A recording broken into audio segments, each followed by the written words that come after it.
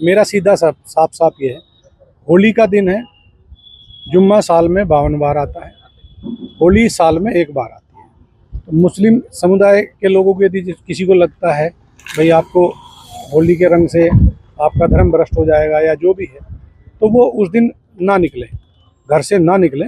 और यदि निकले तो उसका इतना बड़ा दिल होना चाहिए, वो दिल होना चाहिए कि भाई सब एक जैसे हैं, रंग तो रंग है।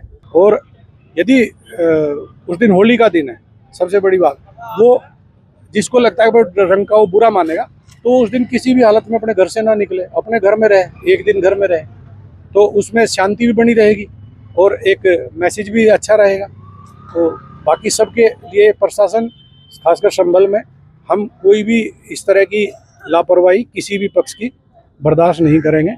और यदि कोई शांति व्यवस्था भंग करेगा तो उस पर सख्त कार्रवाई होगी, मजबूती से।